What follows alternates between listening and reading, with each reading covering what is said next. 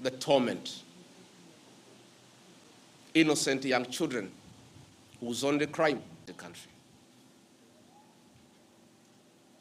My heartfelt condolences, that of my wife, Pastor Dorcas, my son, Kevin and Keith, to the grieving families. May the Lord give them fortitude, the grace, the strength to bear the pain. We wish quick recovery to those who are injured and those who are admitted in hospital. The loss and destruction of public and private property during the demonstrations is deeply unfortunate. I empathize with the members of Parliament for the traumatic experience in and out of Parliament. I want to urge our young people that they don't have to destroy property to be heard. I want them to know that members of Parliament are free to exercise their voting right.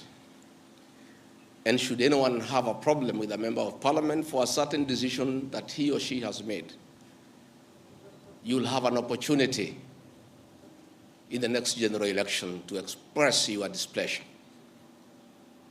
Most of those offices that have been touched are public offices put up with the public funds. It's very, very unfortunate.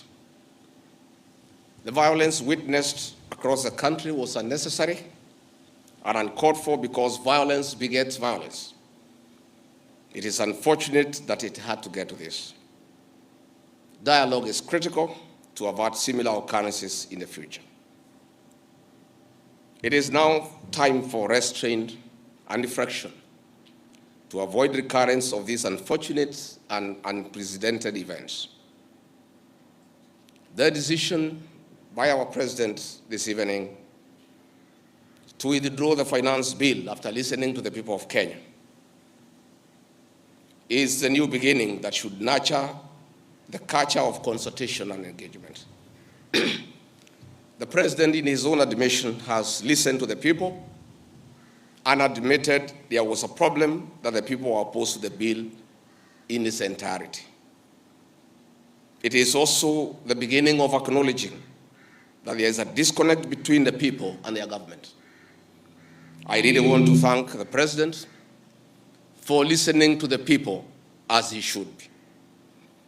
The President, myself, and elected leaders are servants of the people. Going forward, this should be the norm, listening to the people.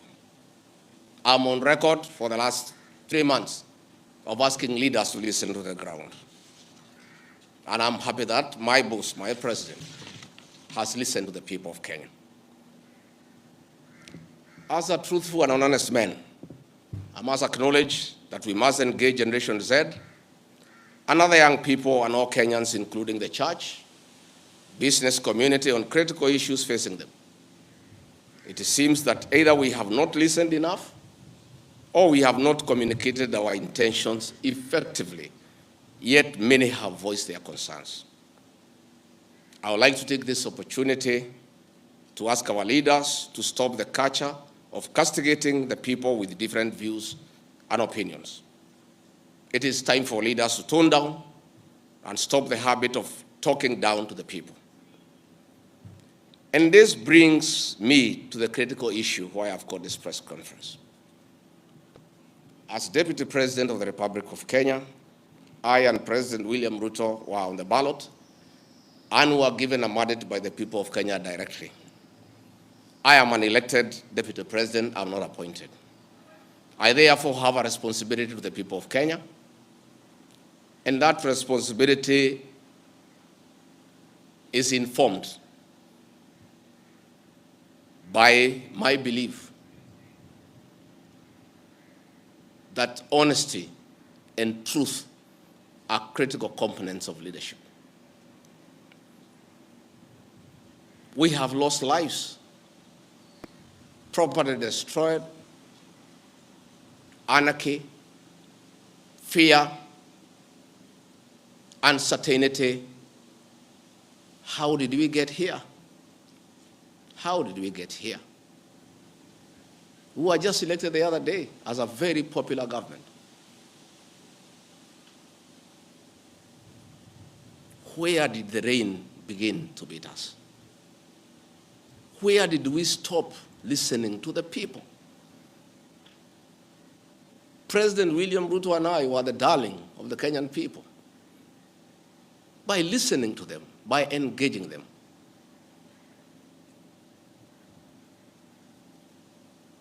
And as a government, we have established institutions to ensure we not only listen to Kenyans, but also genuinely understand their concerns.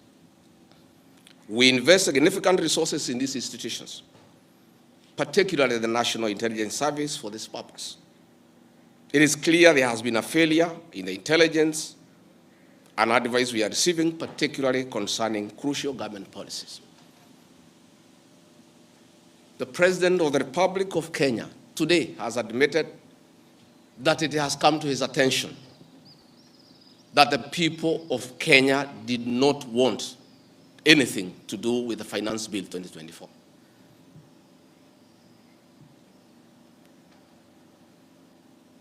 The President has now agreed that we need to listen to the people. And I sympathize with my boss, President William Ruto, because this information was not available to him. I know President William Ruto. Had he known 2 months ago that the people of Kenya did not want anything to do with the Finance Bill 2024, he would not have asked his parliamentary party to push it through. Yet, we have an organization paid by the public to give him and government such information. And that is where the problem is. We have a dysfunctional National Intelligence Service that has exposed the President, the government, and the people of Kenya. Had the National Intelligence Service briefed the President 2 months ago about how the people of Kenya feel about the Finance Bill 2024, so many Kenyans would not have died. Property would not have been destroyed. Offices would not have been touched. There would have been no mayhem. But they slept on the job. It had to take people to die, property to be destroyed, protests across the country for the President to know the truth of what the people of Kenya feel. Yet, there is an organization paid for by the public to brief the President and the government about the feeling of the Kenyan people. Officers of the National Intelligence Service, officers of the National Police Service have told me in confidence they did not get advance intelligence briefs about the magnitude of the protest in Eldoret, in Kericho, in Nairobi, in Githurai, in Embu, in Nyeri. Since independence, there has been protests around Parliament. Never have protesters invaded and gotten inside Parliament. Senior officers have told me in confidence they did not have an advance intelligence brief about the intensity of the protest so that they prepare in advance. The National Intelligence Service slept on the job. And the problem is simple. The Director General of the National Intelligence Service, Nuruddin Haji, was a junior officer in the National Intelligence Service before he was appointed as DPP.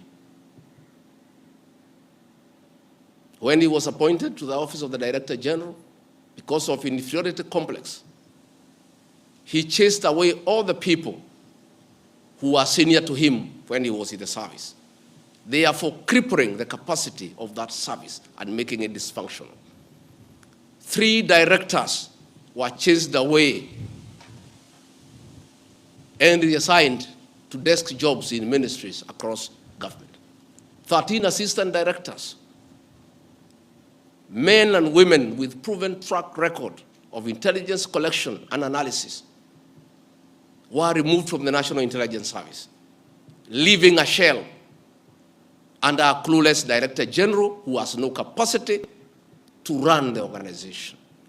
And that is why the security sector was caught off guard by the intensity, the anger of the Kenyan people, the agitation of the Kenyan people, the resilience of the Kenyan people. Had Nuruddin Haji done his job, we will not be where we are today. He has no capacity. He is out of the country most of the time on business trips. The country is on his own. My boss, President William Ruto, is exposed that he has to back down and admit that he has hurt the people of Kenya. Yet this matter has been in public domain for the last 2 months. I want to say that Nuruddin Haji must take responsibility for the deaths that occurred. He must take responsibility for the mayhem. He must take responsibility for failing President William Ruto. He must take responsibility for failing the government of the Republic of Kenya. He must take responsibility for failing the Kenyan nation by not doing his job and advising correctly. And he must do the honorable thing, not just take responsibility, but resign from that office and allow the president to pick a competent Director General. I want to request President William Ruto to consider, as a matter of urgency, to recall the 3 directors who are removed from the service and the 13 assistant directors to come and help reconstruct the service and get sanity back to the National Intelligence Service to serve the president, the government, and the people of Kenya. President William Ruto deserves better. He deserves a Director General who knows what he's doing. He deserves a National Intelligence Service that is effective and that can analyze situations and keep him and the government informed on what is going on. It is embarrassing to me as Deputy President that it has taken protests, deaths, mayhem, destruction for the president to know the truth. Yet there is an organization charged with that responsibility. I have publicly stated that under this administration, Kenyans are free to criticize the government without fear of reprisal and state agencies. This was a promise made by both the president and I when we were sworn in. I want to call upon overzealous heads of security agencies not to be tempted to use the criminal justice system to manage politics. Let us manage politics the conventional way, through reaching out, consensus, and concurrence. I am informed that members of parliament who voted no have already been targeted by the National Intelligence Service for harassment for their political stand. This is a promise the president and I gave to the people of Kenya, that never again shall we use the criminal justice system to manage politics. I want to say that the President and I gave a categorical promise to the people of Kenya that the issue of abductions and extrajudicial killings will never happen again. Sadly, this is back. It is unbelievable that the son of the Honorable Attorney General of Kenya, Justin Bidan Muturi, was abducted at night in a commando style by officers of the National Intelligence Service and held incommunicado for 18 hours. Yet, that is the Honorable Attorney General of the Republic of Kenya. What will happen to other Kenyans? I want to ask our law enforcement agencies to dignify the President and I before the people of Kenya and not backtrack on the promises we made to the people of Kenya, that we shall never again use the criminal justice system to manage politics. Yesterday, Nurdin Haji was trying to put up a team together to craft lies and propaganda and attribute the chaos that were in the country to leaders, I included, former President Uhuru Kenyatta and others. Yet it is very clear, and the President has admitted, that these protests were caused by the anger of the people of Kenya and their refusal of Finance Bill 2024. I want to call on the National Intelligence Service not to take us back to the dark old days of the Nyayo era, where you create propaganda and schemes to undermine leaders and those you don't agree with. I want to say in conclusion, this is a time for reflection and action. And we need to take immediate steps, as the President has guided, and I'm very happy, to engage the Generation Z. And I want to call that generation to tell us whom to engage, because they are leaderless, they are tribeless, they have no organizational structure, but we would like to engage the right people. There could be a temptation among some young people around us in government to pick some friends of theirs and attempt to bring them for discussion. So I want to challenge our young people and salute them for their courage and conviction and the love for their motherland to come up with a structure on how they can engage government in accordance with what President William Ruto has guided this afternoon. In view of the very wise decision by the President, in conformity with the wishes of the Kenyan people, to withdraw Finance Bill 2024 that was in contention, as Deputy President of the Republic of Kenya and a patriotic son of this country, I want to appeal to Generation Z to call off the protests for tomorrow, because their cry has been heard by the President. The President has accepted that there was an issue, there was a disconnect, and the President has done the right thing. And I think it's only fair that we call off the protest so that we don't have further loss of lives and destruction of property. It's an appeal that I've made as a father, as a parent, to our young children. We love you, we respect you. Please, I beseech you as your father, now that the President has given in and accepted to go with the wishes of the Kenyan people, please, my sons and daughters, I plead with you to save lives, to save bloodshed, to save loss of property and lives. My sons, my daughters, please make an announcement this evening and call off the protest. And then we can begin the process of truthful engagement with the Kenyan people. We can begin an honest conversation on how to work on our country. Finally, I want to ask the President and our government to consider a plan on how to help those families that lost their livelihoods as a result of lack of proper advice by the National Intelligence Service. All these things happened because of government failure. It should never happen. Let us see how to compensate those families, those who are dead. We help those who are in hospital with bills, and we help to bury them. Again, I want to ask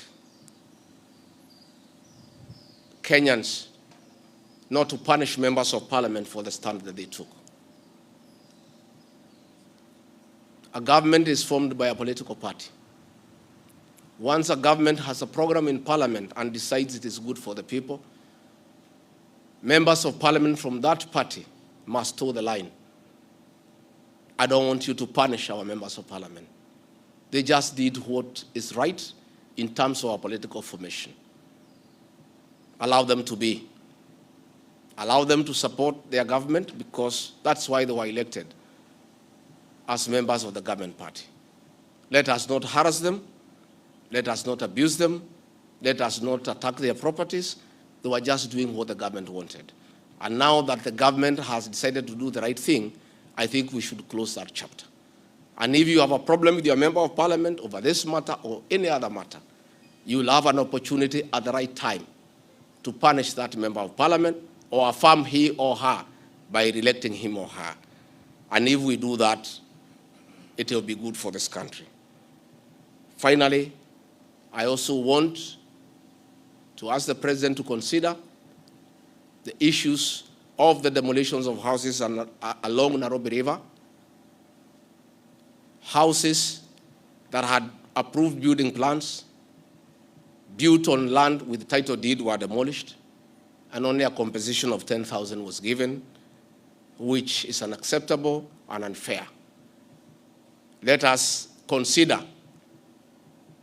any landowner who had a genuine title, who had constructed a house that had been approved by the city authorities for compensation, because it's good to be fair. I really want to thank you and ask the people of Kenya to keep peace and to love one another. Now that this matter of Finance Bill 2024 has been settled, let us all go back to work. Let us be peaceful. Let us not be violent. Let us not talk at each other. Let's try to love one another. We have a beautiful country. We have no other country to run to. Let us not burn our country because of disagreements on issues. And I know as long as we keep on talking to each other, this country is going to places. As Deputy President and Principal Assistant to President William Ruto, again, I want to affirm to the people of Kenya that I will continue helping the President to discharge his duties in the management of the affairs of this country. I'll continue giving him proper and sound advice based on honesty and truth, because I'm the only Kenyan who took the Bible in Kasarani and swore before God and before man to advise President William Ruto. Many people have been very unhappy with me for saying things that are truthful, to a point of trying to isolate me because they didn't want me to say the truth. But I'll keep on saying the truth. I'll keep on being truthful and honest, because that is what the people of Kenya expect me to do. Thank you very much and good evening. Asanteni sana. Tumeshukuru sana. Thank you.